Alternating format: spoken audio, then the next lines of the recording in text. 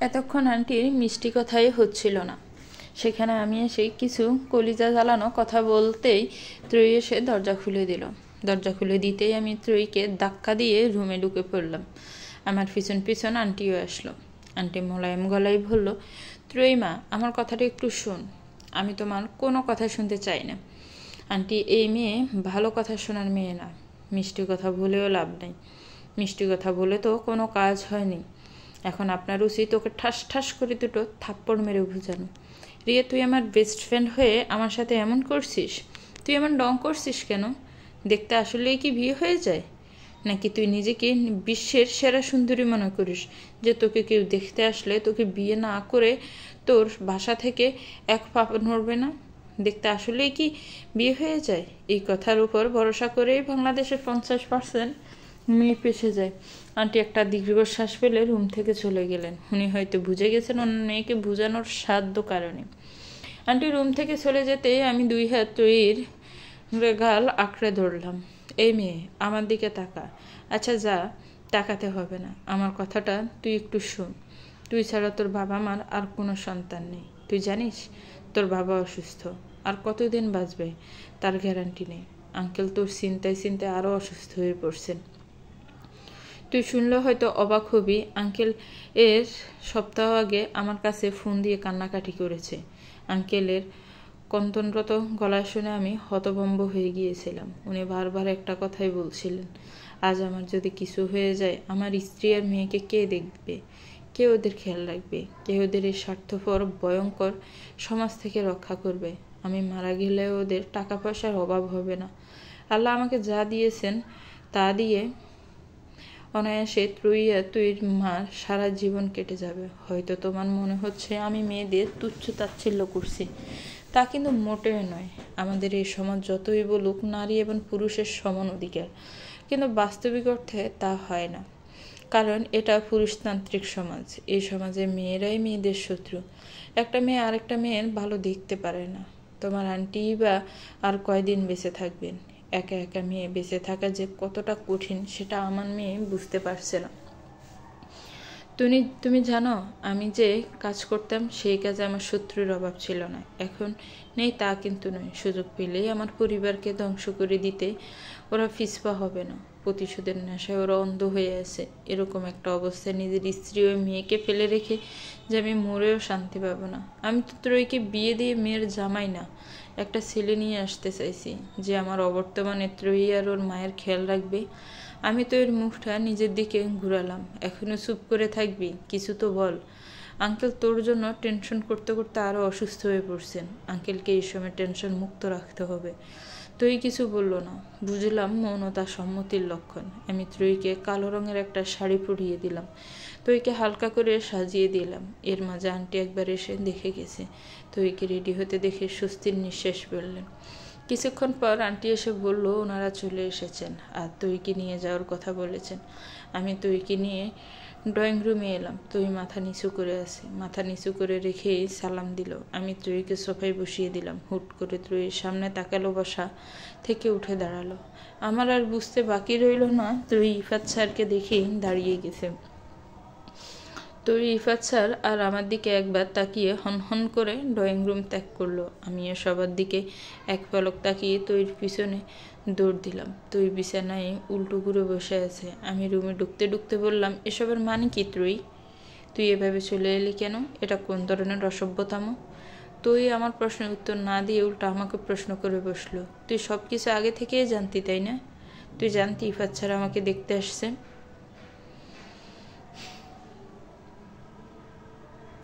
আমি তো এর প্রশ্নের কি জবাব দিব ভেবে পাচ্ছি না। মিথ্যা বলেও লাভ নেই। আমতা করে বললাম, হ্যাঁ। আমার হ্যাঁ বলতে দেরি হলেও তুই আমার উপর ঝাঁপিয়ে পড়তে দেরি হলো না। তুই আমার দুই বাহু ধরে ঝাঁকিয়ে বলে, তুই আমার সাথে এটা কি করে করতে পারলি? আমার বেস্ট ফ্রেন্ড হয়ে আমার সাথে এমন বেইমানি করতে পারলি? ওর কোনো দোষ নেই। যা করার আমি করেছি।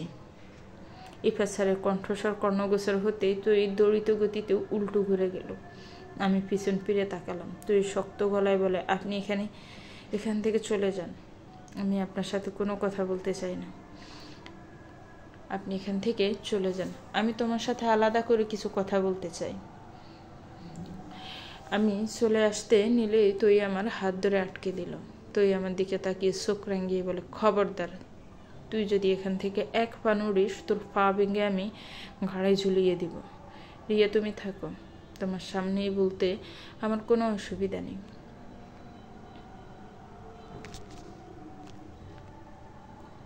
আমি কি দেখতে এতটাই খারাপ যে আমাকে ভালোবাসা যায় না?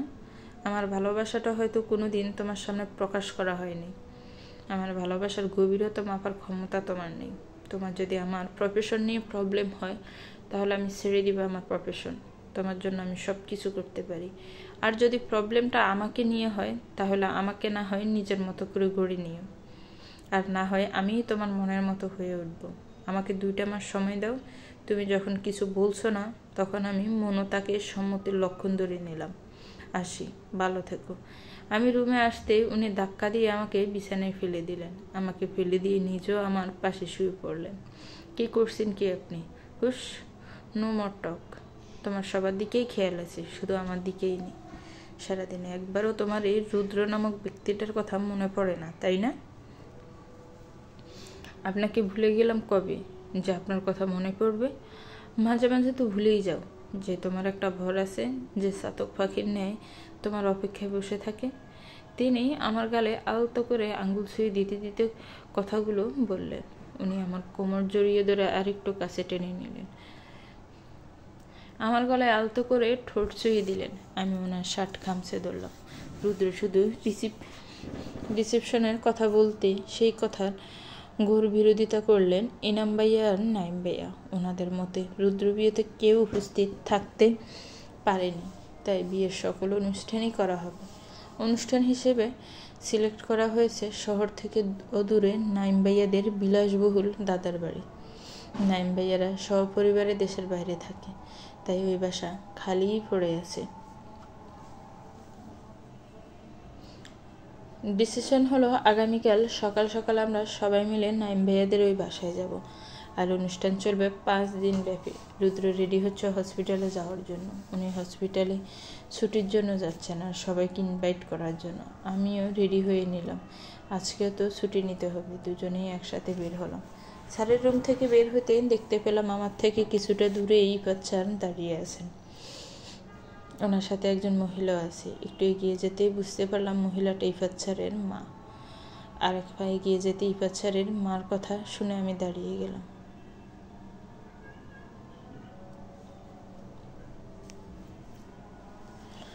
তুই যে মেয়েকে পছন্দ করেছিস, যাকে বিয়ে করতে চাস, সে তো তোকে সহ্যই করতে পারে না। জোর করে বিয়ে করে তো আর সুখে হওয়া যায় না। আর আমাকে যদি জিজ্ঞেস করিস আমার ত্রয়ীকে কেমন লেগেছে, তাহলে আমি বলবো ত্রয়ী মেয়েটা হয়তো একটু সুন্দরী, কিন্তু আমার ওর বান্ধবী রিয়াকেই বেশি ভালো লেগেছে। মেয়েটা কত হাসি খুশি, চঞ্চল, মিশুক, কত সহজেই মানুষের সাথে মিশে যেতে পারে। তুই তো জানিস তোর পছন্দই আমার পছন্দ। তোর কোনো কিছুতেই আমি কোনো দিন আপত্তি করিনি, তোর স্বাধীনতায় হস্তক্ষেপ করিনি, এবারও করতাম না। কিন্তু ত্রয়ী মেয়েটা তো তোকে পছন্দ করে না। আমার মনে হয় রিয়াই তোর জন্য একদম পারফেক্ট। আস্তাগফিরুল্লাহ, নাউজুবিল্লাহ। আম্মু, তুমি তওবা করো তাড়াতাড়ি। যে কথা বলেছ সেই কথার মনেও এনো না। রিয়া ডাক্তার রুদ্রর ওয়াইফ। বেচারা নিজের ওয়াইফকে নিয়ে কতটা পসেসিভ তুমি কল্পনাও করতে পারবে না। আমি ওর সাথে জাস্ট একটু কথা বলতাম দেখে ডাক্তার রুদ্র আমার দিকে যেভাবে তাকাতেন মনে হতো আমাকে চিবিয়ে খেয়ে ফেলবেন। আমি আর ওইদিকে পা বাড়ালাম না, আলতো হেসে ওখান থেকে চলে এলাম। ব্যাগটা গুছিয়ে সকাল সকাল দল বেঁধে রওনা দিলাম। ইফাত স্যারকে স্পেশালি দাওয়াত করা হয়েছে, তবে ইফাত স্যার আমাদের সাথে যাবেন না, উনি আলাদা যাবেন। তুই যদি জানতে পারি ইফাত স্যারও আমাদের সাথে যাচ্ছেন তাহলে তুই বেঁকে বসতে পারে, হয়তো তুই শেষ পর্যন্ত যাবেই না। তুই জানি ইফাত স্যার বিয়ের দিন যাবেন। ইফাত স্যার আমাদের সাথে যাওয়ার প্ল্যানটা অবশ্য রুদ্রর, উনি সব ব্যবস্থা করেছেন। ওনার মতে ইফাত স্যারের এখন ত্রয়ীর আশেপাশে থাকার দরকার। নাইম ভাইয়াদের বাসায় যাওয়া হবে বাসে করে। এই প্ল্যানটা অবশ্য এনাম ভাইয়া আর ইলান ভাইয়ার। বাসে করে যাওয়ার কথা শুনে রুদ্র নাক মুখ কুঁচকে ফেলেন। উনি কিছুতেই বাসে করে যাবেন না। বাসে করে না যাওয়ার জন্য উনি বিভিন্ন বাহানা শুরু করেন। বাসে যাওয়ায় কত প্রবলেম হবে সেগুলো দেখাতে শুরু করেন। রুনা আপু প্রেগনেন্ট, এনাম ভাইয়ার আম্মু অসুস্থ। এই অবস্থায় ওনাদের বাসে চড়া একদম ঠিক না। রুনা আপুর কথা বলতে ইলান ভাইয়া ধুমে যায়, কিন্তু এনাম ভাইয়াকে কোনো মতে ধমাতে পারেননি। এনাম ভাইয়া ঠিক করেন রুনা আপু আর ওনার আম্মু গাড়ি করে যাবেন, আর সবাই বাসে করে, যেখানে বাদশাদের রুনা আপু, উনি কিছুতেই গাড়ি করে যাবে না। সবাই আনন্দ করে যাবে আর সেই বোরিং জার্নি করবে, তা তো হতে পারে না। ইলান ভাইয়া চোখ রাঙিয়ে তাকাতে রুনা আপু চুপসে যায়। বাসে উঠতে গিয়ে রুদ্র নাক মুখ কুচকে ফেলে, তা দেখে ইলান ভাইয়া এসে ফেলে। নাইম ভাইয়া রুদ্রের পিঠ চাপড়ে বলে, তুই কিন্তু গাড়ি করে যেতে পারিস, তুই বরং রুনাদের সাথে গাড়ি করেই যা, আমি ইলান আর এনামদের ম্যানেজ করে নিব। রুদ্র আমার এক হাতে আগলে ধরে বলে, চলো রিয়া, আমরা বরং গাড়ি করে যাই। ইলান ভাইয়া আমার আরেক হাত চেপে ধরে বলেন, তোকে যাওয়ার পারমিশন দিয়েছি, রিয়াকে না, রিয়া আমাদের সাথেই যাবে। রুদ্র বুড় কুচকে বলে, আমার বউ তোদের সাথে যাবে কেন? আমার বউ আমার সাথে যাবে, তুই বরং রিয়াকেই জিজ্ঞেস কর রিয়া কাদের সাথে যেতে চায়। ইলান ভাইয়া, আমি অবশ্যই আপনাদের সাথে যাব, আমার বাসে করে জার্নি করতে অনেক ভালো লাগে, নাচ গান হই হুল্লোড়, উফ, ভাবতেই খুশি খুশি লাগছে। রুদ্র আমার দিকে চোখ ফাঁকিয়ে তাকায়, আমি ওনার দিকে তাকিয়ে মেয়েকে হাসি দিয়ে বলি, আপনার তো বাসে ছুটতে ভালো লাগে না, আপনি বরং গাড়ি করিয়ে যান, আমি বাসে করিয়ে যাব। কথাগুলো বলেই আমি 2 লাফে বাসে উঠে পড়লাম। আমি মাঝখানে সিটে বসতে গেলেই রুদ্র আমার হাত টেনে ধরে পিছনে নিয়ে এসে বসিয়ে দেয়। এই, আপনি আমাকে পিছনে নিয়ে আসলেন কেন? তোমার জন্য আমাকে বাসে করে যেতে হচ্ছে, ভাবছ তোমাকে আমি এমনি এমনি ছেড়ে দিব? এখন রোমাঞ্চ চলবে, বাসে করে যাচ্ছি, পাশে একজন হট অ্যান্ড চোখ মেরে বলে, বুঝতেই তো পারছো। ছি, আপনি এসব কি ভাষা করছেন? আপনি আগেই ভালো ছিলেন, আমি কখনোই ভালো ছিলাম না। আমি তো অন্য কাউকে বলছি না, নিজের বিয়ে করা বউকে বলছি। তোমাকে সব কিছু বলার লাইসেন্স আমার আছে। You are looking hot. ছি। আমি নাক মুখ কুচকে অন্যদিকে ঘুরে গেলাম। ঠিক তখনই ওনার অট্টহাসি আমার কানে এলো। আমি ওনার দিকে ভ্রু কুচকে তাকালাম। আরে বাবা, আমি মজা করছিলাম, তুমি সিরিয়াসলি নিচ্ছ কেন? তোমার সাথে এই ওয়ার্ডগুলো যায় না। তোমাকে দেখে কেউ বলবে না ইউ আর লুকিং হট, তোমাকে দেখে বলবে ঘুলুমুলু বাবুটা, বেবি ডল, বুঝছো? আপনি আমাকে অপমান করছেন কিন্তু। আহা, বাবুটা মান অপমানও বুঝে? আমি ওনার দিকে চোখ রাঙিয়ে তাকাই। উনি আমার চোখ রাঙানো দেখে হো হো করে হেসে দেন। নাইম ভাইয়াদের আলিশান বাড়ি। এই জায়গাটাতে ঠিক শহরও বলা চলে না, আবার গ্রামও বলা যায় না, কিন্তু জায়গাটা অসাধারণ। বাড়িটার মাঝে একটা জমিদার টাইপ ভাব আছে। এই বাড়িটা দেখে কেউ বলবে না যে এখানে কেউ থাকে না। সারা বাড়ি জকজকে তকতকে। বাড়ির সামনে বিশাল সাইজের বাগান। নাইম ভাইয়ার দাদু এই বাগানটা শখ করে করেছিলেন। এখানে 4-5 জন কাজের লোক আছে, তারা এই বাড়ির আর বাগানের দেখাশোনা করে। বাসের সবাই লাফালাফি করে টায়ার্ড হয়ে গেছে। এখানে এসেই যে যেখানে ফেরে শুয়ে পড়েছে, কিন্তু আমার মাঝে কোনো টায়ার্ডনেস কাজ করছে না। আমি একটু এসে রুদ্রকে টেনে তুললাম। কি ব্যাপার রিয়া, এমন টানাটানি করছো কেন? ঘুরতে যাবো তাই। আমি প্রচণ্ড টায়ার্ড, কোথাও ঘুরতে যেতে পারবো না। আপনি না গেলে আমি কিন্তু একাই চলে যাব।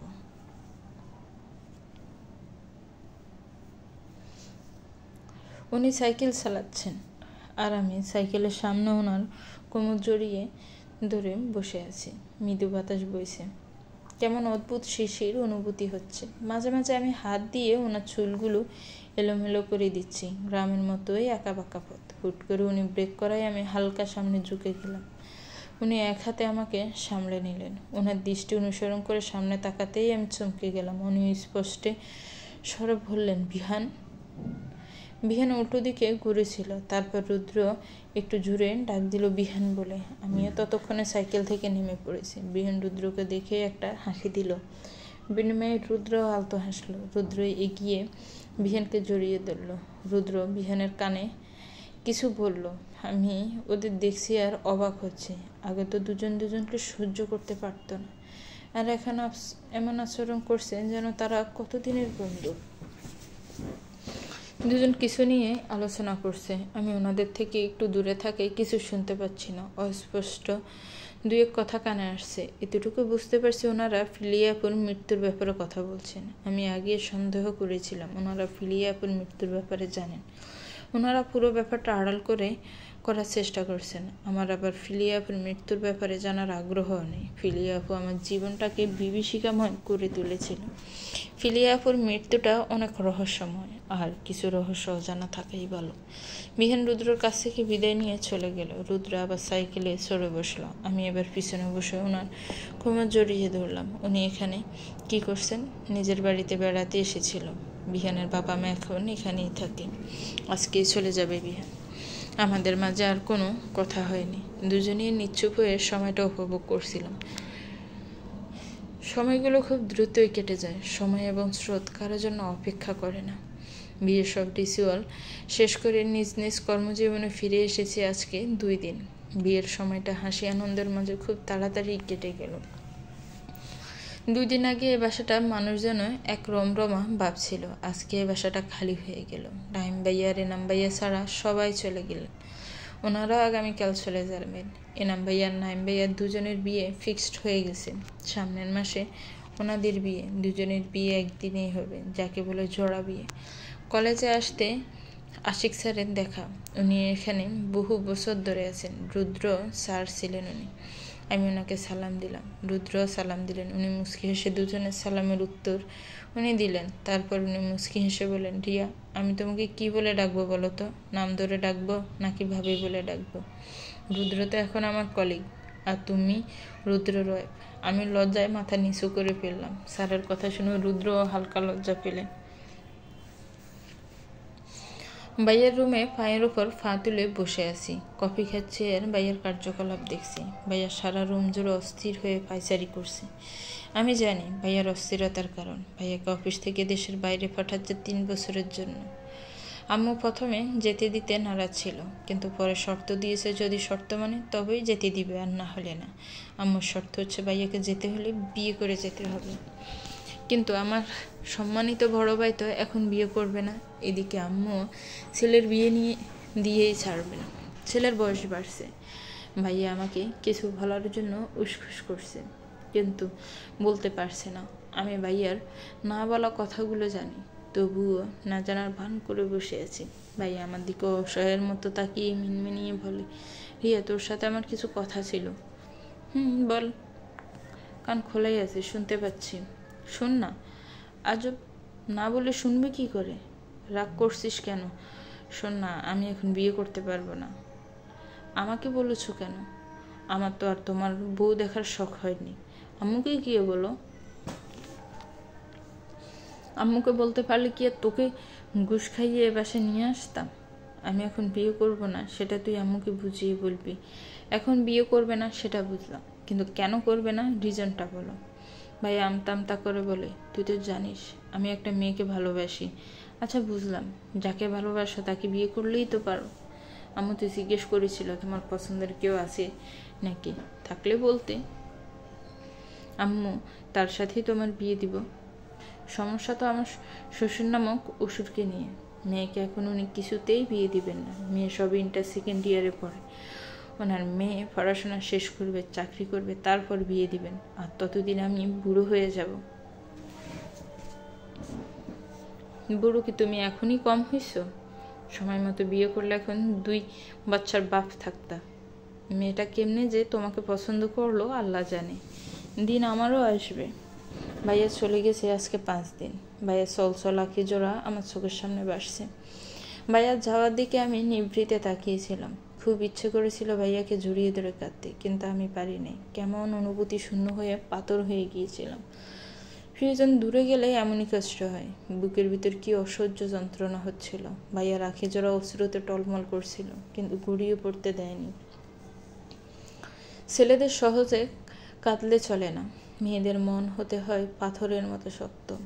আব্বুর বয়স হয়েছে, এখন তো ভাইয়াকে সংসারের হাল ধরতে হবে। মধ্য রজনী, আমি বইয়ের পাতা উল্টাচ্ছি। পরীক্ষার সময় ঘনিয়ে আসছে। রুদ্র মাত্রই হসপিটাল থেকে এসে ফ্রেশ হয়ে অল্প কিছু খেয়ে ক্লান্ত শরীর বিছানায় এলিয়ে দেয়। ঠিক তখনই রুদ্রর ফোনটা বেজে ওঠে। ফোন রিসিভ করার পরপরই রুদ্রর চোখ মুখে আতঙ্ক ছড়িয়ে পড়েছে। বারংবার জিভ দিয়ে ঠোঁট ভিজাচ্ছে। এদিকে আমারও অস্থির অস্থির লাগছে। কারো কিছু হয়নি তো? রুদ্র ফোনটা রাখতেই আমি জিজ্ঞেস করলাম, কি হয়েছে? আপনাকে এমন দেখাচ্ছে কেন? কে ফোন করেছিল? ইলান ফোন করেছিল। রিনা বিছানা থেকে নামার সময় পড়ে গেছে। রুনার অবস্থা ক্রিটিক্যাল। আমাকে এখনই হসপিটালে যেতে হবে।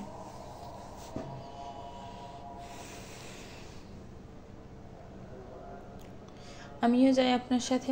তোমার হসপিটালে যাওয়ার দরকার নেই। তুমি বরং আব্বুকে সাথে করে নিয়ে আন্টিকে এখানে নিয়ে আসো। রুদ্র শার্ট গায়ে জড়িয়ে রুম থেকে বেরিয়ে গেলেন। আমি মনে মনে আল্লাহকে ডাকছি যেন রুনাপুর কিছু না হয়। ভোর 6টার দিকে উনি বাড়ি ফিরলেন। ইলান ভাইয়াকে জোর করে হসপিটাল থেকে নিয়ে আসা যায়নি।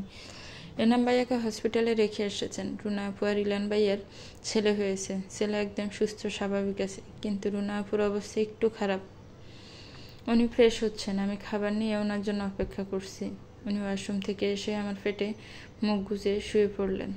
রিয়া, আমার ভীষণ কষ্ট হচ্ছে। বুকের ভিতরটা জ্বলছে। রুনার আগের থেকে শ্বাসকষ্টের সমস্যা ছিল, কিন্তু বেশ কিছু বছর যাবৎ শ্বাসকষ্ট সমস্যা দেখা দেয়নি। নতুন করে এই সমস্যা দেখা দিচ্ছে। এদিকে রক্তও পাওয়া যাচ্ছিল না।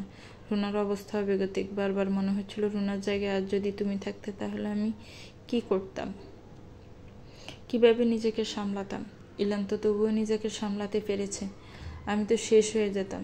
তোমাকে ওই অবস্থায় দেখার সাধ্য আমার নেই। কষ্ট না করলে কি আর কেষ্ট মিলে? ভালো কিছু পাওয়ার জন্য একটু তো কষ্ট করতেই হয়। রুনা আপু যে এতটা কষ্ট পেয়েছে সেটা কিন্তু নিজের সুস্থ সবল সন্তান দেখে বেমালুন ভুলে গেছে। সন্তান জন্ম দেওয়ার মাঝেও এক আনন্দ আছে। আর যদি রুনার কিছু হয়ে যায়, ইলানের কি হবে ভাবতে পারছো? এই ছেলেটাকে নিয়ে কি ভালো থাকতে পারবে? চুপ, আর কোনো কথা নয়। এখন একটু রেস্টে নিন।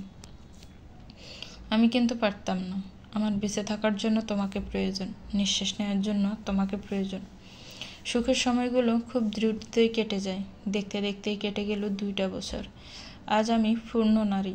আমার মাঝেও বেড়ে উঠছে একটা প্রাণ, আমার আর রুদ্রের সন্তান। আমি 5 মাসে প্রেগনেন্ট। আর তো কয়েক মাসের অপেক্ষা। তারপরেই তো কেউ একজন আমাকে আদো আদো গলায় মা বলে ডাকবে।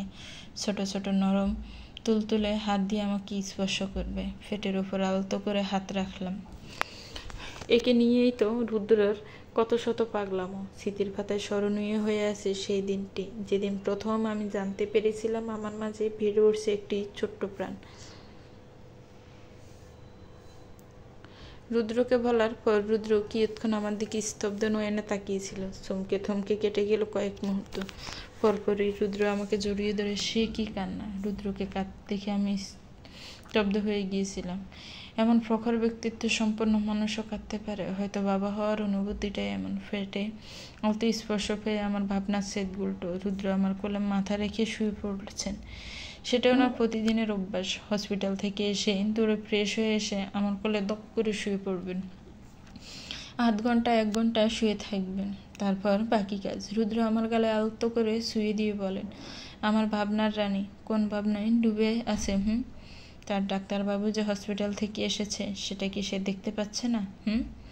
আমার উত্তরের অপেক্ষা না করে ফেটে আলতো করে ঠোঁট শুয়ে দিয়ে বলেন, আমার বেবিটা কি করেন? মামা কি সারাদিন তার খেয়াল রেখেছে? বেবিটা বুঝি বাবাইয়ের উপর রাগ করেছে। বাবাইটা আজকে একটু বেশি বিজি ছিল, তাই এই পিচ্ছিটার খবর নিতে পারেনি। আজকে বাবাই তোমার মতো আরেকটা বেবির বাবাইকে বাঁচিয়ে দিয়েছে। রুদ্রের এসব পাগলামি রোজকের রুটিন হয়ে গেছে। একা একাই কতক্ষণ বক বক করবেন।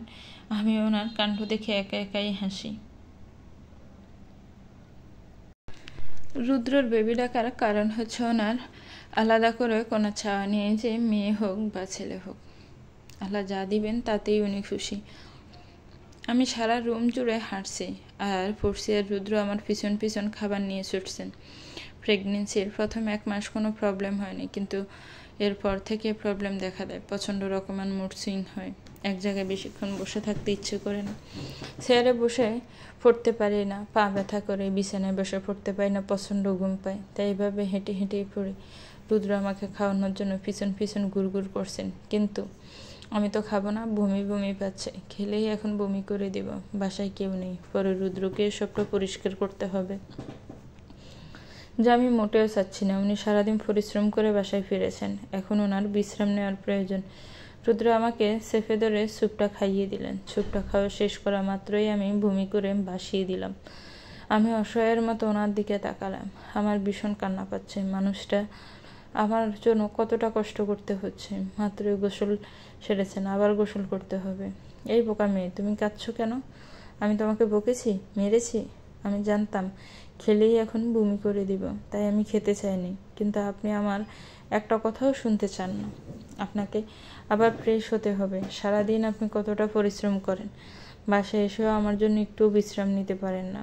চুপ বোকা মেয়ে, একদম কাঁদবে না। এগুলো করতে আমার একটুও কষ্ট হয় না। এগুলো তো আমি আমার বউর জন্য আর আমার সন্তানের জন্য করছি। তুমি নিজে কতটা কষ্ট সহ্য করছো। ঠিক করে খেতে পারো না, খেলেও বমি করে দাও। আজকে তুই আর রিফাত বিয়ে। ওনাদের 2 বছরের প্রণয়ের পূর্ণতা চলেছে আজ। তুই ইচ্ছে ছিল লং টাইম ছুটিয়ে প্রেম করবে, তারপরে বিয়ে। তুই ইচ্ছেকে প্রাধান্য দিয়ে রিফাত আর তুই 2 বছর প্রেম করেছে, আর আজ তাদের বিয়ে। কালো রঙের একটা গাউন পরেছে, শাড়ি পরার ইচ্ছে ছিল, কিন্তু রুদ্রর জন্য পরতে পারেনি। উনি কিছুতেই আমাকে শাড়ি পরতে দিবেন না। যদি শাড়ি সামলাতে গিয়ে বা শাড়িতে পা লেগে পড়ে যায়, উনি আমাকে নিয়ে বিন্দুমাত্র রিস্ক নিতে রাজি নন। দিনকে দিন ওনার আমার প্রতি ভালোবাসা বাড়ছে বই কমছে না। এই লোকটাই একসময় আমাকে সহ্য করতে পারতো না, আর এখন আমাকে চোখে হারায়। উনি পিছন থেকে জড়িয়ে ধরে আমার মাথায় একটা চুমু খেলেন। আমার বউটাকে আজ পরীর থেকেও বেশি সুন্দর লাগছে। আপনাকে এত সুন্দর হতে কে বলেছিল? কারণ নজর যাতে না লাগে। ড্রেসিং টেবিলের উপর থেকে কাজল নিয়ে আমার কানের পিছনে ফোঁটা দিয়ে দিলেন। ওনার কাণ্ড দেখে হেসে ফেললাম। উনি আমার কপালে আলতো করে চুমু খেলেন। এভাবে হেসো না গো, এখানে লাগে। হয়েছে, আর ডং করতে হবে না। যান, রেডি হয়ে আসুন। যাচ্ছি। আমার বউ একটা নিরামিষ। গাড়িতে বসে আচার খাচ্ছি, আর উনি ড্রাইভিং করছেন। এত আচার খেও না, পরে তোমার ত্রয়ীর বিয়েটা 3টা রোস্ট খাওয়া হবে না। 3টা রোস্ট খাবো কে বলছে? আমি তো 6টা রোস্ট খাবো। আগে যখন বলতাম 3টা রোস্ট খাবো, তখন আমি সিঙ্গেল ছিলাম, আর এখন আমি ডাবল, তাই আমি 6টা খাবো। আমার বেবিটাও তো খাবে। এখন সন্ধ্যা হয়ে গেছে। তৈরির ইচ্ছেতেই বিয়েটা রাতে হচ্ছে। আজকে রাতে অনেক থেকে আগামীকাল চলে আসবো। ত্রয়ীকে তো আমাকে আরও 3 দিন আগে যেতে বলেছিল, কিন্তু রুদ্র আমাকে যেতে দেননি। বিয়ে বাড়িতে গেলে ঠিকমতো ঘুম হবে না, যথেষ্ট স্পেস পাবো না, খাওয়া দাওয়ার সমস্যা হবে, এসব ভেবেই আমাকে বারণ করে দেন। এই নিয়ে ত্রয়ী 2 দিন গাল ফুলিয়ে রেখেছিল, আমার সাথে একটা কথাও বলেনি। রুদ্রর আতঙ্কিত গলা শুনে সামনে তাকালাম। সামনে তাকিয়ে ভয় পেয়ে গেলাম। হেলতে দুলতে একটা ট্রাক আমাদের দিকেই দিয়ে আসছে। ট্রাকটা দেখেই বোঝা যাচ্ছে ড্রাইভারটা মাতাল অবস্থায় ড্রাইভ করছে। রুদ্র যে সাইডে যাচ্ছে, গাড়িটা সেই সাইডে যাচ্ছে। রুদ্র গাড়িটা সাইড করতে যাচ্ছিল, কিন্তু শেষ রক্ষা আর হলো না। সামনে থেকে আরেকটা ট্রাক দ্রুত বেগে এসে আমাদের গাড়িটায় ধাক্কা মারে। রুদ্র আমার একটা হাত শুধু চেপে ধরেছিলেন। চোখ খোলার পর নিজেকে হসপিটালের বেডে আবিষ্কার করলাম। চোখ খোলার পর থেকে শুধু মনে পড়ছে তখনকার অ্যাক্সিডেন্টের কথা। প্রথমে রুদ্র গাড়ি সাইড করার চেষ্টা করলো, পরে শুধু আমার হাতটা চেপে ধরেছিলেন। 2 পাশ থেকে গাড়ি আসছিল। চোখের সামনে নিজেদের মৃত্যু দেখতে পাচ্ছিলাম। ট্রাকটা আমাদের গাড়ি ধাক্কা দেওয়ার এক মুহূর্তে আমি ভয়ে চোখ বন্ধ করে রুদ্রর হাত খামচে ধরেছিলাম। পরে কয়েক মুহূর্তে কেটেছিল শুধু অসহ্য যন্ত্রণায়। তারপর আর কিছু মনে নেই। বেবির কথা মাথায় আসতেই আমি তৎগতিতে উঠে বসলাম। পেটে সূক্ষ্ম ব্যথা অনুভব করলাম। পেটে হাত দিতেই আমি চমকে উঠলাম, বাকরুদ্ধ হয়ে পড়লাম। নিস্তব্ধ পরিবেশে শুধু কেবিনের দরজা খোলার আওয়াজ হলো। গুটি কয়েক মানুষ কেবিনের ভিতর প্রবেশ করলো। তাদের দেখার কোনো ইচ্ছে আমার হলো না। আমি এক দৃষ্টিতে তাকিয়ে নিজের পেটের দিকে। তখনই কিছু কথা আমার কর্ণগোচর হলো। আরে মেয়েটার বয়সই বা কি হলো? একসাথে এত শখ নিতে পারবে? অ্যাক্সিডেন্টে নিজের সন্তান হারালো, স্বামীটারও এখন জ্ঞান ফিরে নেয়। আদৌ বাঁচবে নাকি কোনো আশা ডক্টর দেখছে না। এখন যদি স্বামীটাও মারা যায়? আরে মেয়েটার এই অল্প বয়সে এত কিছু হারালো। বারবার আমার কানে একটা কথাই প্রতিধ্বনি হচ্ছে, অ্যাক্সিডেন্টে নিজের সন্তান হারালো, স্বামীটারও এখনও জ্ঞান ফিরে নেয়।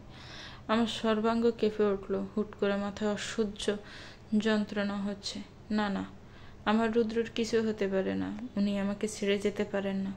বেড থেকে নামতে গেলে তুই আর আম্মু আমাকে ধরে ফেললো। তাছাড়া পাওয়ার জন্য ছটফট করতে লাগলাম। অনবরত চিৎকার করে যাচ্ছি। তুই আর আম্মুর কাছ থেকে নিজেকে ছাড়াতে পারছি না। হুট করে আমি হিংস্র হয়ে উঠলাম। দিক বেদিক শূন্য হয়ে তুই হাতে কামড় বসিয়ে দিলাম। ব্যথা পেয়ে তুই আমাকে ছেড়ে দিল। আম্মুকে ধাক্কা দিয়ে সরিয়ে দিলাম। মাথায় অসহ্য যন্ত্রণা, পেটের সূক্ষ্ম ব্যথা নিয়েই ছুটলাম। কেবিনের দরজা খুলতেই বহুল কাঙ্ক্ষিত মানুষটাকে দেখতে পেলাম। মাথায় ব্যান্ডেজ, হাতে ব্যান্ডেজ। আমি ওনার বুকে ঝাঁপিয়ে পড়লাম। উনি টাল সামলাতে না পেরে ফিসিয়ে গেলেন কয়েক পা। ওনার ফিট ঠেকলো দেয়ালে। উনি মৃদু আর্তনাদ করে উঠলেন, কিন্তু সেদিকে আমার খেয়াল নেই। আমার ওনার ফিট খামচে ধরে বললাম, রুদ্র, আমাদের বাচ্চা আর নেই। আমি হাউমাউ করে কেঁদে উঠলাম। ওনার চোখের ফানি দিয়ে আমার কাঁধ ভিজে যাচ্ছে। কাঁদতে কাঁদতে জ্ঞান হারিয়ে ওনার বুকে লুটিয়ে পড়ি। তুমি আমার কাছ থেকে আমার রুদ্রকে কেড়ে নিয়েছ। আমি তোমার কাছ থেকে তোমার বাচ্চাকে কেড়ে নিলাম। অরিয়াপু, এমন করবেন না। আমার বাচ্চাটাকে আমাকে ফিরিয়ে দিন না। দেখুন ও কিভাবে কাঁদছে। ওর এখন আমাকে, ওর মাকে প্রয়োজন। আমি ওকে কোনোদিন তোমার কাছে দিব না। ওর তোমার কোনো প্রয়োজন নেই। ওর জন্য আমি একাই যথেষ্ট। এই বাচ্চাটা শুধুই আমার শত আকুতি মিনতি উনি শুনলেন না। আস্তে আস্তে উনি ফিসিয়ে যাচ্ছেন। একসময় অন্ধকারে হারিয়ে গেলেন। আমি চিৎকার করে ডাকলাম, কিন্তু অরিয়াপু শুনল না। আমার বাচ্চাটাকে নিয়ে চলে গেল। এই রিয়া, কি হয়েছে? তুমি এমন করছো কেন? রুদ্র ডাক শুনে আমি তাড়াতাড়ি উঠে বসলাম। হুট করে আমার মনে পড়লো বাচ্চার কথা। রুদ্র, আমার বাচ্চা কোথায়? আমার বাচ্চাকে এনে দিয়েন। আমার বাচ্চাকে নিয়ে অরিয়াপু চলে যাচ্ছে। আপনি অরিয়াপুকে আটকান। আচমকা রুদ্র আমাকে জড়িয়ে ধরেন। আমাকে শক্ত করে নিজের বুকের সাথে চেপে ধরে বলেন, কেন পাগলামি করছো? আমাদের বাচ্চা আর নেই। প্লিজ শান্ত হও। তুমি এমন করলে আমি কিভাবে থাকবো? একজনকে হারিয়েছি। তুমি এমন করলে আমি কিভাবে বাঁচবো?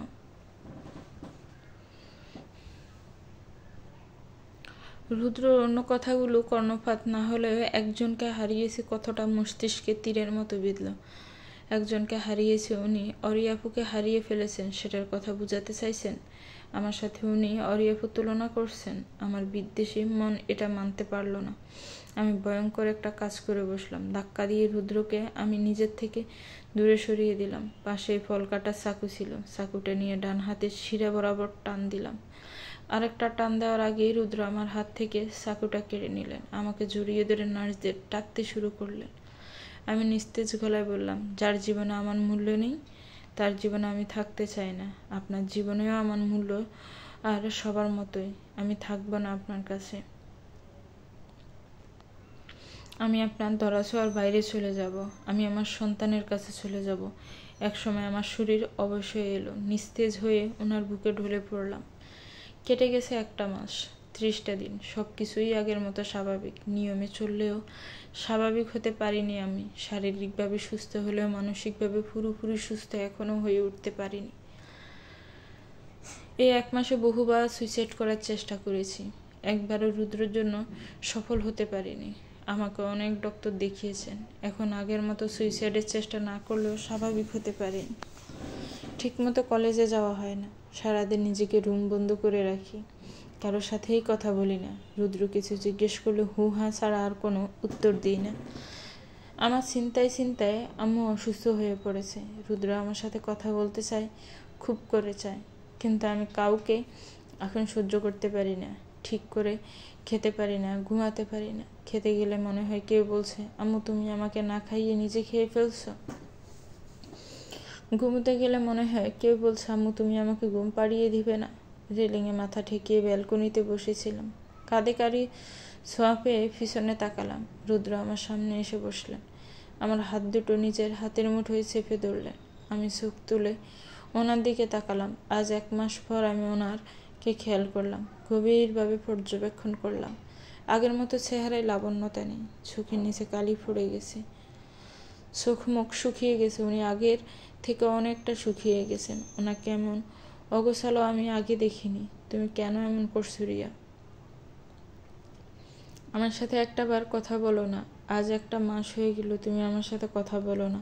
তুমি বুঝো না তোমার কথা না শুনলে আমার কষ্ট হয়, বুকুর ভিতর ভয়ঙ্কর ব্যথা হয়। জানো আমি সুস্থ হইয়া অসুস্থ, তুমি নামক অসুখে আমি অসুস্থ। আমি আসক্ত, গভীরভাবে আসক্ত তুমি নামক রমণীতে। ড্রাগসে আসক্ত লোকেরা যখন ড্রাগ না পায় তখন যেভাবে চটপট করে, তেমন আমিও চটপট করি তোমার মুখ থেকে একটা শব্দ শোনার জন্য।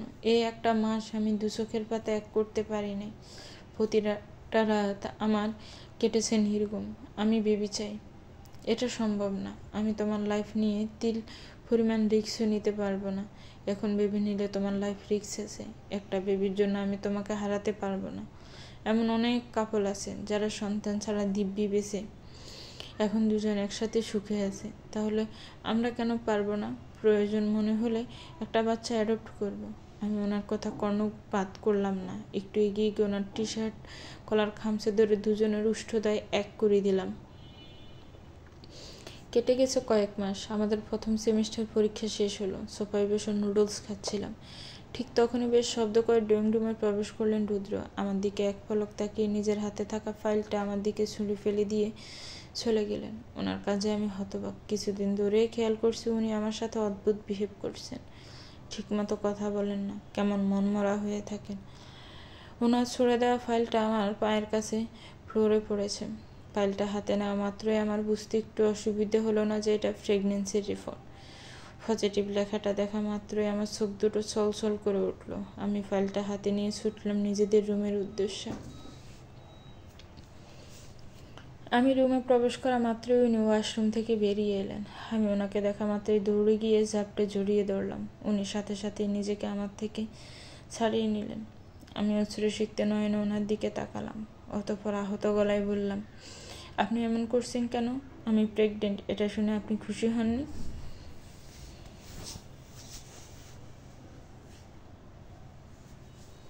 আমি খুশি হয়েছি নাকি হইনি সেটা জানি। তুমি কি করবে?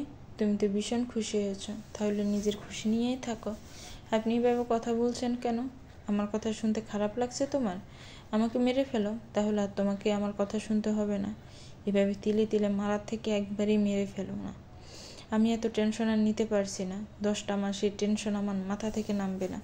10 মাস টেনশন করতে হবে না। এর আগেই আমি স্ট্রোক করে তোমাকে বাঁধন মুক্ত করে দিয়ে যাব। আমি মরলেই বা তোমার কি? তোমার তো বাচ্চা লাগবে, সেটা তো তোমার পেয়েই গেছো। আমার কি নিজের বাচ্চার জন্য কষ্ট হয় না? নাকি তোমার আমাকে অনুভূতিহীন মানুষ মনে হয়? ওই বাচ্চাটা তো আমারও ছিল। ওকে স্বপ্নের ঘর তো আমিও বেঁধেছিলাম। আমি কি বাচ্চা চাই না? খুব করে চাই, কিন্তু তোমার বিনিময়ে না। আমার জীবনে ফার্স্ট প্রায়োরিটি তুমি। তুমি কেন বুঝো না যে আমার সব কিছু ছাড়া চললেও তোমাকে ছাড়া চলবে না? আমার বাঁচতে হলে তোমাকে প্রয়োজন। তোর বাচ্চা চাই না? আমাকে মেরে তারপর তুই বাচ্চা নিয়েই সুখে থাকিস। উনি কথাগুলো চিৎকার করে বললেন। আমি ভয়ে থরথর করে কাঁপছি। উনি আমাকে ধাক্কা দিয়ে সরিয়ে চলে গেলেন। আমি নির্বিকার চেয়ে আছি ওনার যাওয়ার দিকে।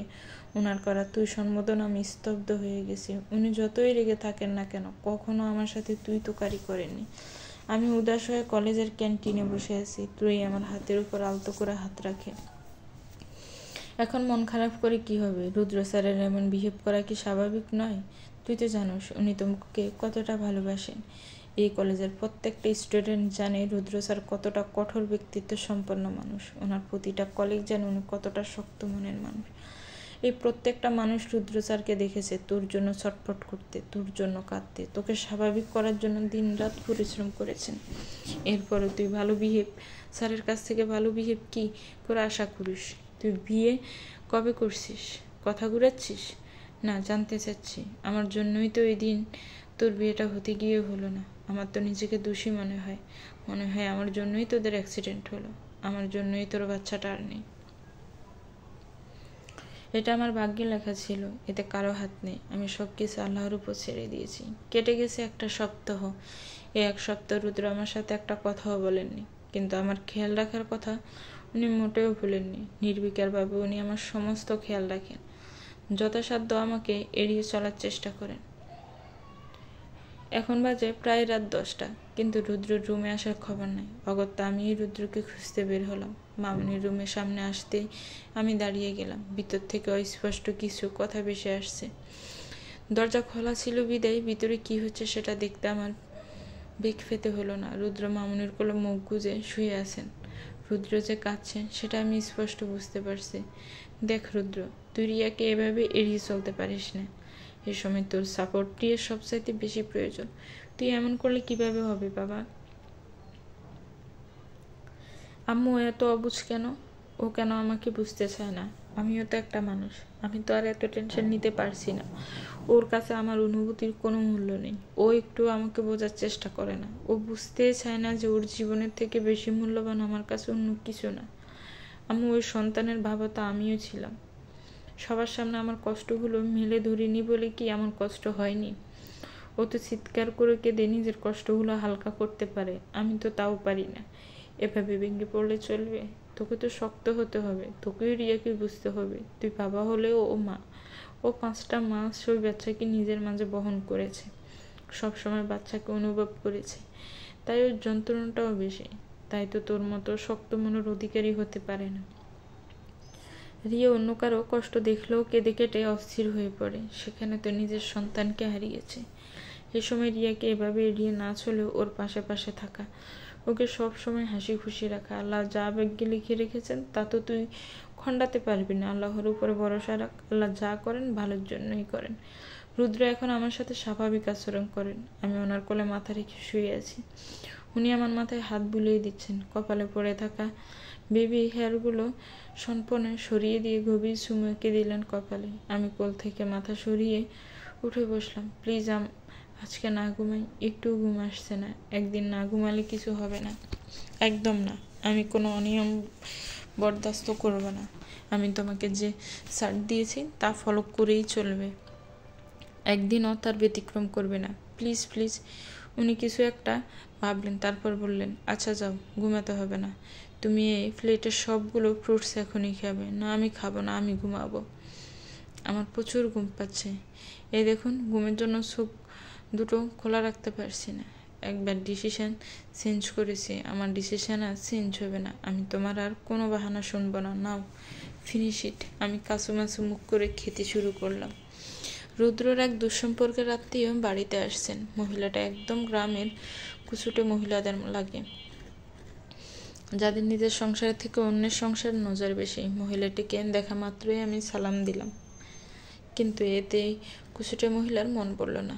আজকালকার মেয়েরা গুরুজনদের সম্মান করতেই জানে না। তোমার বৌমা তো কোনো আদব কায়দাই জানে না। আমি ওর শাশি শাশুড়ি, কোথায় আমার পায়ে হাত দিয়ে সালাম করবে তা না, মুখে মুখে সালাম দিচ্ছে। আপনি তো মনে হয় খুব আদব কায়দা জানেন। আমি আল্লাহ ছাড়া আর কারোর সামনে মাথা নত করব না। তাতে আপনি আমাকে বেয়াদব ভাবেন বা অন্য কিছু ভাবেন, তাতে আমার কিছু যায় আসে না। উনি একটু থতমত খেয়ে গেলেন।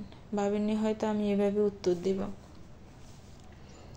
তোমার তো সাহস কম না, আমার মুখে মুখে তর্ক করছো। আমাকে যদি অবলা নারী ভেবে থাকেন তাহলে ভুল পাচ্ছেন। আপনি আমাকে যা তা বলে অপমান করবেন আর আমি মুখ বুজে সহ্য করে নিব? আপনার এই সহজ সরল বৌমার মতো তাহলে ভুল ভাবছেন। আমার সাথে লাগতে আসবেন না প্লিজ রুদ্র। আমি আর খাবো না, এইটুকু শেষ করতেই হবে। আমি আর কোনো কথা শুনবো না। রুদ্রকে আমাকে খাবার খাওয়ানোর জন্য জোর করছে। ঠিক তখনই আগমন ঘটে কুচুটে মহিলার। এসেই মুখ বেঁকিয়ে বলে, বউ নিয়ে এত আদিক্ষেতা করার কি আছে? রুদ্র কাট কাট গলায় জবাব দেয়, বউ নিয়ে আদিক্ষেতা করবো না তো অন্য মেয়েদের নিয়ে আদিক্ষেতা করব? রুদ্রর কথায় মহিলাটি চুপসে গেল, কিন্তু ধুমে গেল না। মামুনিকে উদ্দেশ্য করে বলে, তোমার ছেলে তো বউ পাগল হয়ে গেছে। বউয়ের কথা উঠছে আর বসছে। কোন দিন না জানি তোমাকে বউয়ের কথা শুনে বাসা থেকে গাঁড় ধাক্কা দিয়ে বের করে দেয়। রুদ্র কিছু বলতে যাবে, তার আগে মামুনি বলে,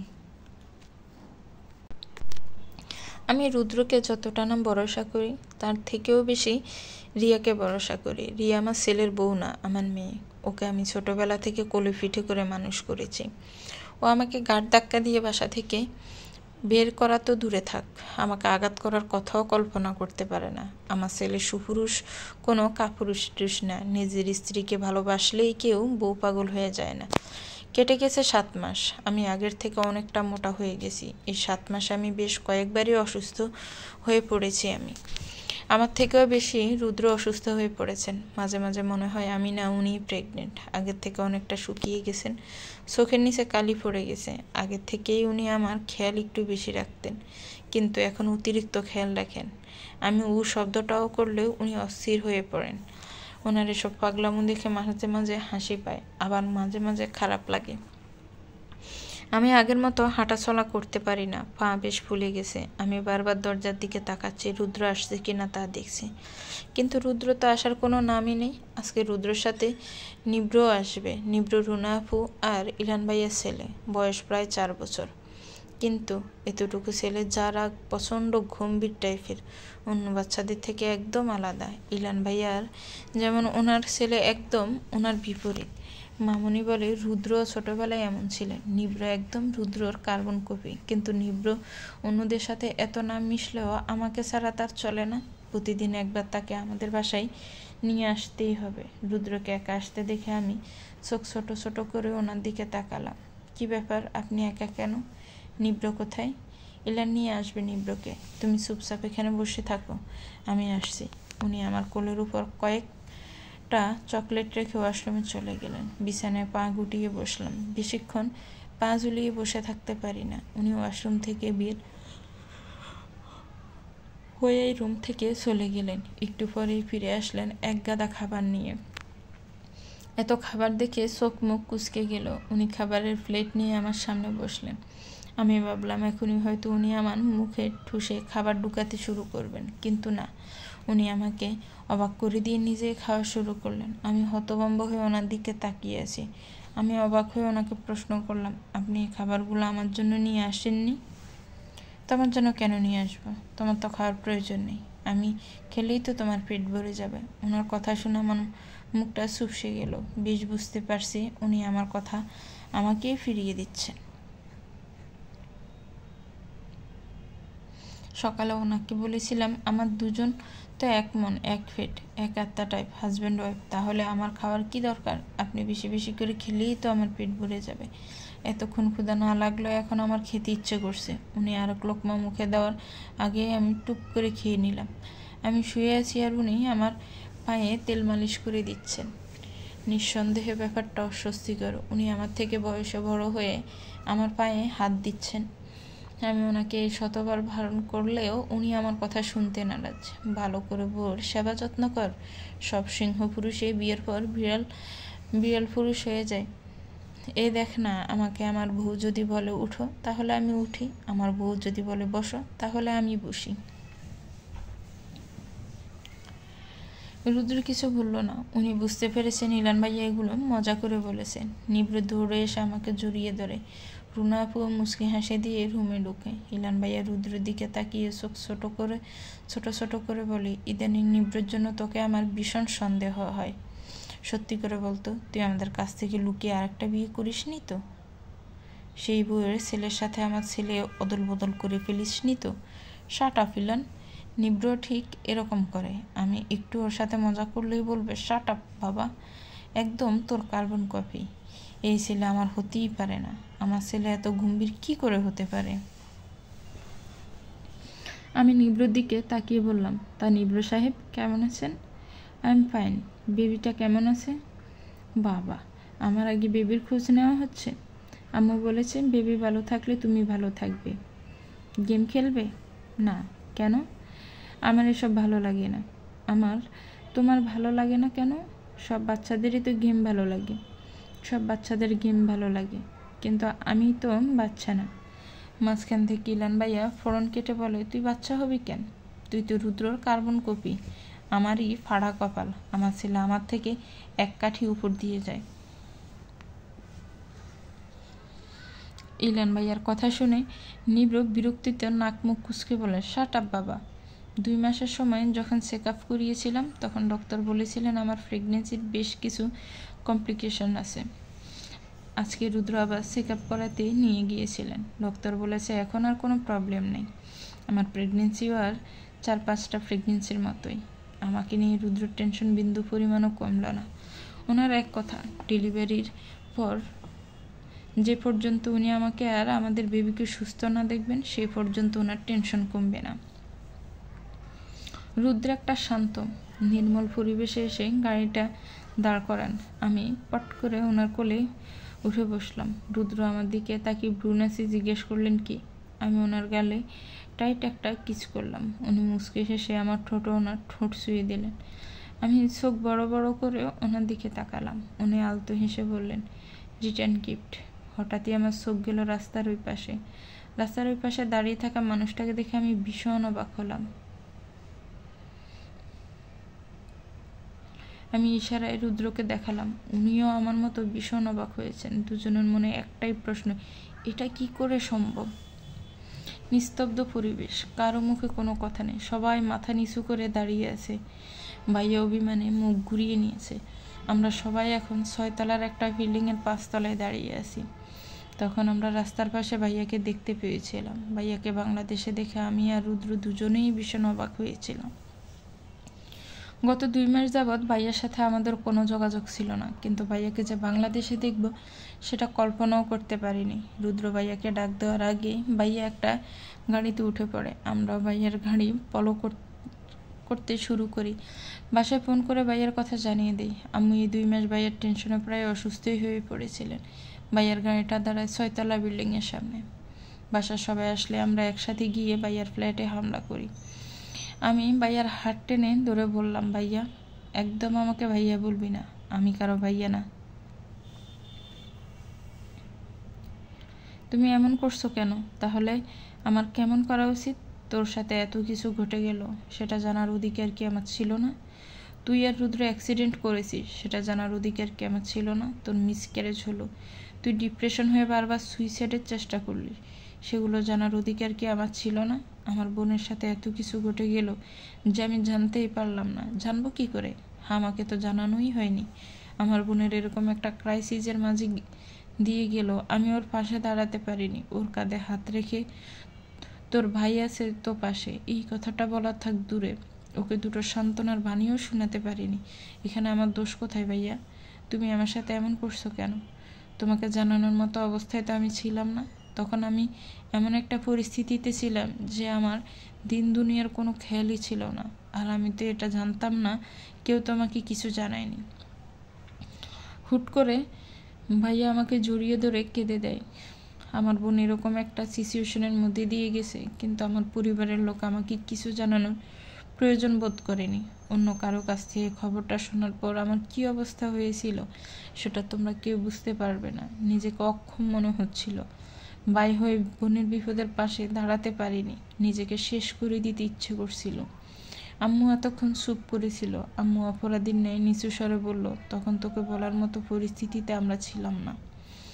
তোকে জানানোর কথা মাথায় ছিল না। রিয়া অসুস্থ, তার উপর বাচ্চার জন্য পাগলামো করা। রুদ্র অসুস্থ ছিল, ওকে যে রুদ্র সামলাবে সে অবস্থাতেও ছিল না। সব কিছু সামলাতে গিয়ে হিমশিম খাচ্ছিলাম। সব কিছু ঠিক হলে তোকে একবার জানাতে চেয়েছিলাম। পরে ভাবলাম আর তো কয়েকটা মাসের ব্যাপার, তুই দেশে আসলেই তোকে সবটা বলবো। এত দূরে একা একা থাকিস, এসব কিছু জানলে তুই টেনশন করবি। তোমার কি মনে হয় আম্মু, রিয়ার খবর শোনার পরও আমি ওই দেশে পড়ে থাকতাম?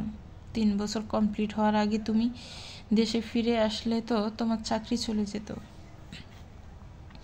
ভাইয়া, এই চাকরিটা তো তোমার স্বপ্ন ছিল। চাকরি কি চলে যাবে? আমি নিজেই চাকরি ছেড়ে দিয়েছি। আমার বোনের থেকে আমার স্বপ্ন বড় না। যে চাকরির জন্য আমি আমার বোনের পাশে থাকতে পারিনি, সেই চাকরির দরকার নেই আমার। 2 মাস ধরে তুমি দেশে আছো, তাই না? ভাইয়া মাথা নেড়ে সম্মতি জানায়। তাহলে তুমি আমাদের সাথে দেখা করনি কেন? এই 2 মাস তুমি আমাদের সাথে যোগাযোগ করনি কেন? তোমার ব্যাপারে কোনো রকম ইনফরমেশন আমাদের কাছে ছিল না। তোমাকে নিয়ে কতটা টেনশনে আমরা দিন পার করেছি সেটা তুমি বুঝতে পারছো?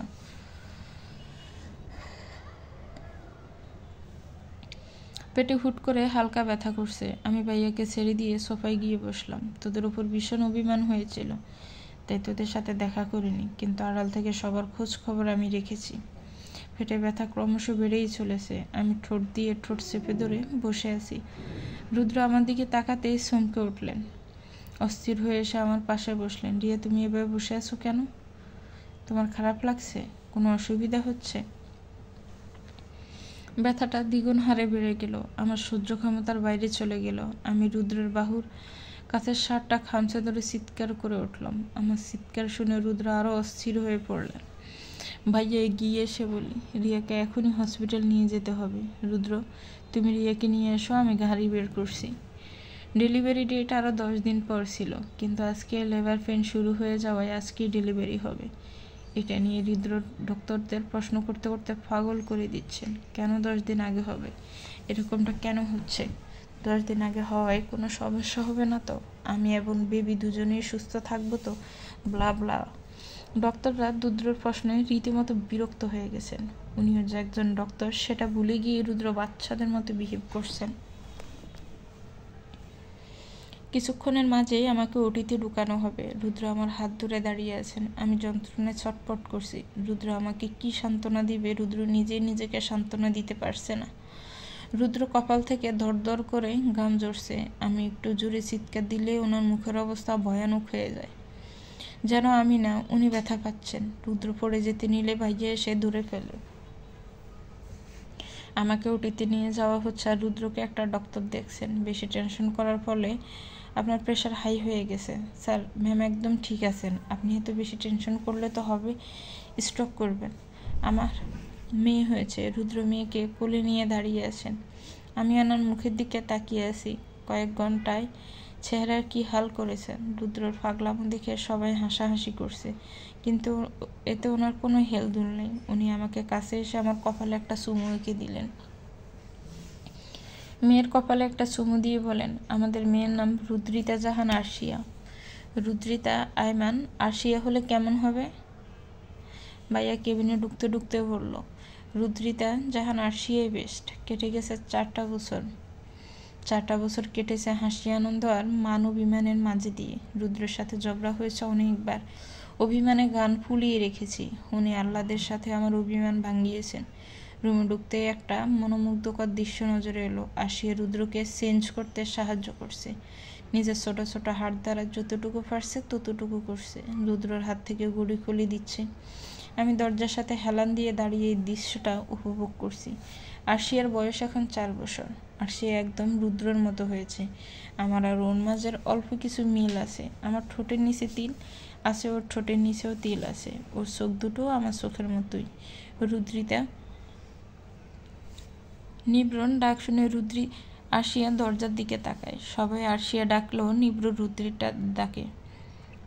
নিব্রর বয়স 8। নিব্রকে দেখে আরশিয়া ছুটে আসে। এভাবে ছুটে আসায় পড়ে যেতে নিলেই নিব্র এসে ধরে ফেলে। আরশিয়া শুধু বাপের চেহারার সাদা চামড়াটাই পেয়েছে, আর সব কিছুই আমার মতো চটপটে আর চঞ্চল, কিন্তু প্রচণ্ড জেদি। নিব্র আরশিয়াকে ধমক দিয়ে বলে ওঠে, দেখে চলতে পারিস না? আমি না দৌড়লে তো এখনই পড়ে যেতি। নিব্র আরশিয়াকে বকতে বকতে রুম থেকে নিয়ে চলে যায়। রুদ্র আমাকে এসে পিছন থেকে জড়িয়ে ধরে ব্যালকনিতে নিয়ে আসে। আজকে আকাশে থালার মতো চাঁদ উঠেছে। উনি আকাশের দিকে ইশারা করে বললেন, চাঁদের পরিপূর্ণ রূপ আর সময়কে কি বলে জানো? না, পূর্ণিমা তিথি। আমার জীবনেও তোমার আগমনটাও পূর্ণিমা তিথির মতো। তুমি আমার জীবনে এসে আমার জীবনটা পরিপূর্ণ করে দিয়েছ। তোমার হাতে হাত রেখে 1000টা পূর্ণিমা তিথি পার করতে চাই। থাকবে তো আমার পাশে? 1000টা পূর্ণিমা তিথি পার করতে পারবো কিনা জানি না, কিন্তু জীবনের শেষ পূর্ণিমা তিথি পর্যন্ত আপনার পাশে থাকবো। সমাপ্ত। তো ভিউয়ার্স, গল্পটা আজকে শেষ হয়ে গেল।